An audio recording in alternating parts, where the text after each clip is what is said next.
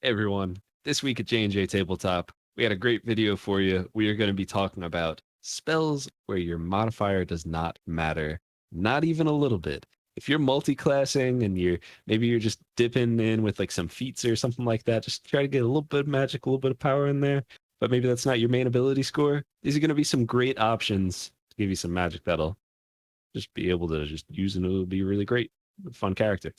Absolutely. Every spell that we choose and go over in this video, your modifier is completely moo. What? Like a moo point. It's like a cow's opinion. It just doesn't matter. It's moo. What are you talking about, Jake?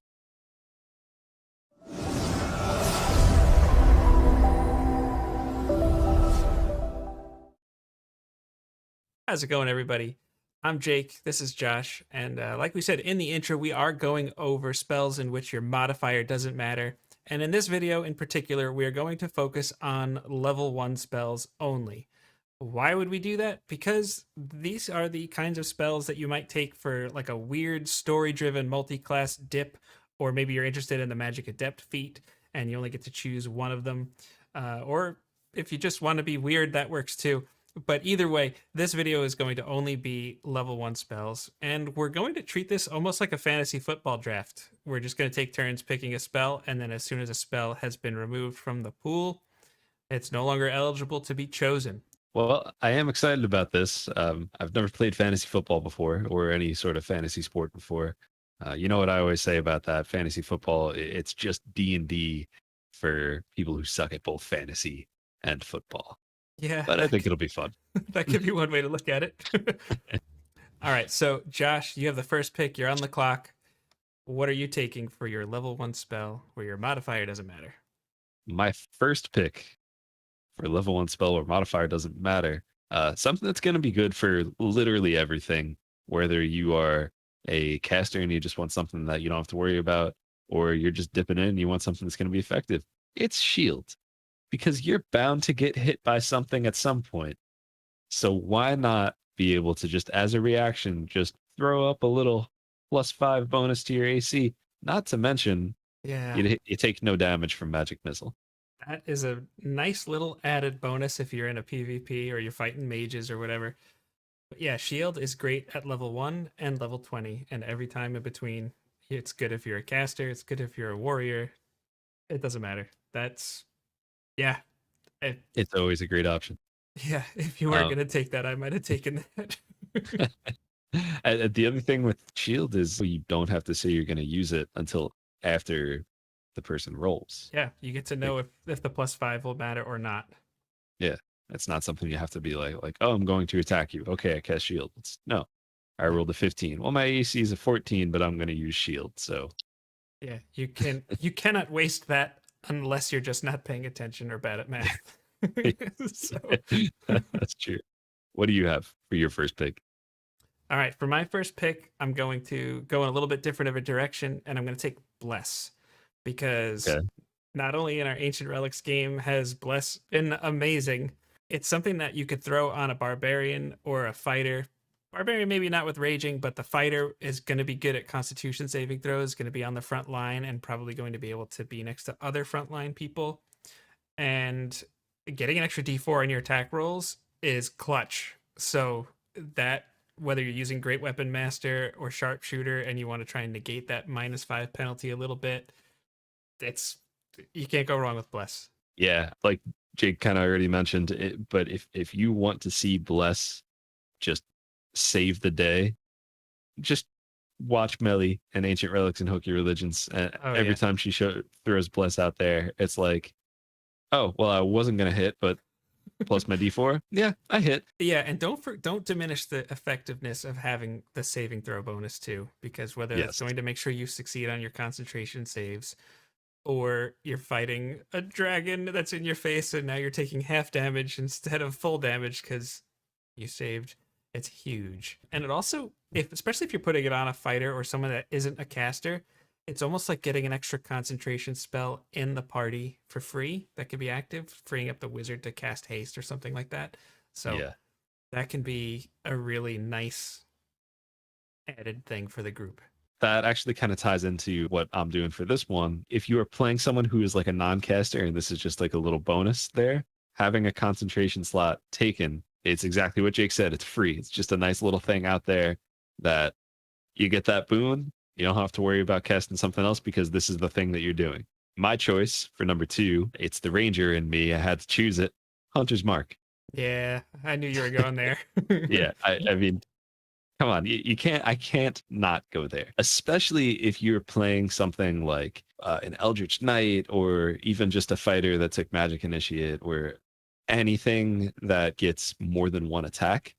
Hunter's Mark, essentially, you mark someone. There's no save or anything like that. If you decide to mark them, they're marked. It's a bonus action, and when you hit them with an attack, you deal an extra d6 on top of that. It's not an extra d6 per turn. It is an extra d6 per attack. So if you're playing a fighter with 3 attacks, Yep. you get it, and you hit every attack, you're getting an extra 3d6. It's nice to have, and it could make the difference, especially when you're talking about something like that where you have multiple attacks, or maybe you have 2 attacks, but then you use your action surge. It could really make or break a fight. Not to mention, it also helps you out with perception and survival checks to find that creature. It's probably also worth mentioning that, Hex is kind of right there. I think you could kind of lump them into the same pick. Maybe depending Yeah, on the flavor or story driven choice there, they get to impose disadvantage on ability checks with one ability type. But again, it's a d6 on any attack that you're going to hit with. So yeah, it's more damage, and that's never bad to have more damage. Excellent choice. So for my second choice, I am going to take a very classic spell, and it's Find Familiar.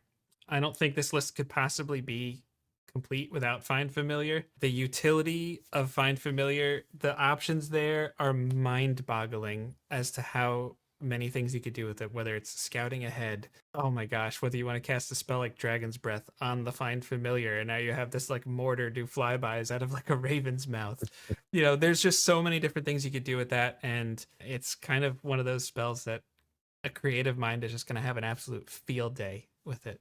or a super cautious player will have a field day with it as well. Be like, hey, what's that noise? We should go check that out. Don't worry about it. I'm going to send my pet raccoon. They'll check it Yes. out. It's a trash Absolutely. panda. It'll be fine. Like, Yep. my last choice, this one was kind of tough. I also went with what we had talked about last time with, using up a concentration slot. And this one, I chose protection from evil and good. So essentially, I'll just read it. Till the spell ends, one willing creature you touch is protected against certain types of creatures, aberrations, celestials, elementals, fae, fiends, and undead. Grants several benefits. Creatures of those type have disadvantage on attack rolls against the target.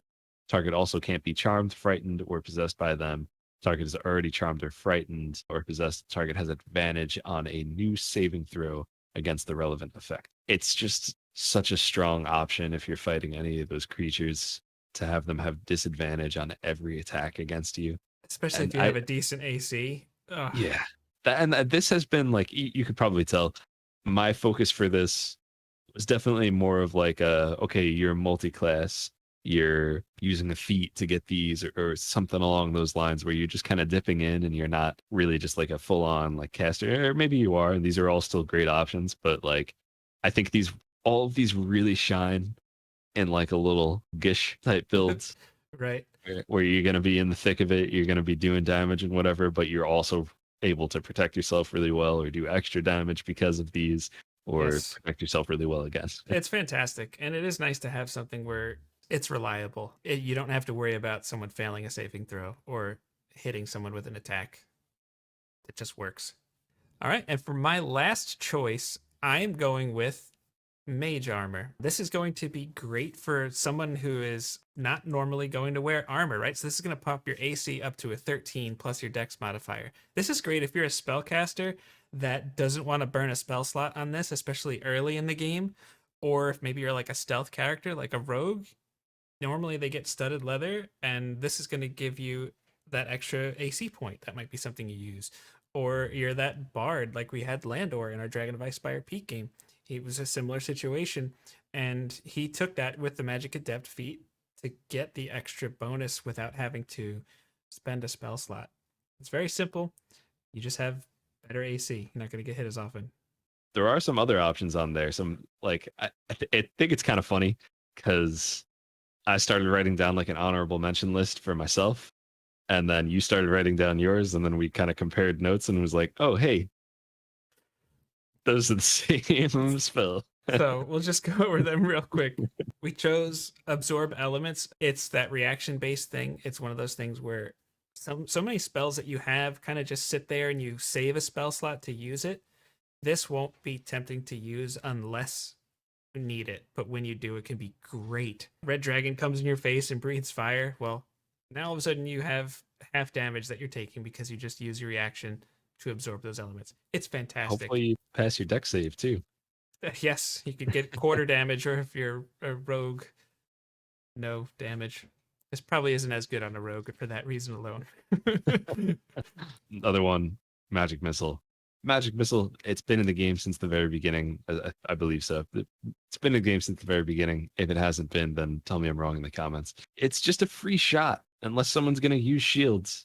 You just decide, okay, I'm going to hit them with 3 of these missiles, and it's going to do d4 plus 1 for each of those. It's just a nice, consistent damage that you could count on. Not necessarily a lot of damage, but if there's an enemy with a high AC, you've been struggling to hit them, maybe you know that they're on their last leg, to have that one in your back pocket to just be able to be like, lightning bolt, and just that's it. Like that's kind of nice. It's also 3 separate concentration checks have to be made if you hit somebody that's concentrating on a spell with all 3 darts. So yeah, Magic Missile, that's another good one. And our last honorable mention is Zephyr Strike. This is another fantastic spell. It's a concentration spell, lasts for a minute, and during that time frame, you have 30 feet extra movement every turn. Before the spell ends, you can give yourself advantage on a weapon attack roll once during your turn. And then if that attack hits, it deals an extra d8 of force damage. So this just has a lot of little bonuses thrown into it, and you also don't provoke opportunity attacks while this thing is happening. Yeah, I think this is actually only available to the Ranger. One of the very first things we did was our Friday night fights. The spell, I think, shined quite a bit there. Josh is a little bitter about it. Listen, this is a total tangent, but if you've been following us for a while, you've heard about me complain about my RN. Not even complain about it, but you've definitely heard us poke fun at my luck when it comes to dice and RNG. And if you want to see that in action, pick literally any of our Friday night fight videos and watch them. And you'll see me roll 3, 5, 4, and Jake roll 18s. It was really funny. At least for me, it was. Didn't put together bad builds. It just didn't work out because of the deckings. So that's the list that we put together, including the honorable mentions. I'd love to know what you think about our picks, especially if you would choose anything different. And we're going to conveniently have a list of all of the first level spells that don't require your modifier at the end of this video. So make sure you watch it till the end. And in the meantime, hit the like, comment, subscribe, all the things. Josh and I want good things for you and your games. And thank you so much for watching. Take care, everybody.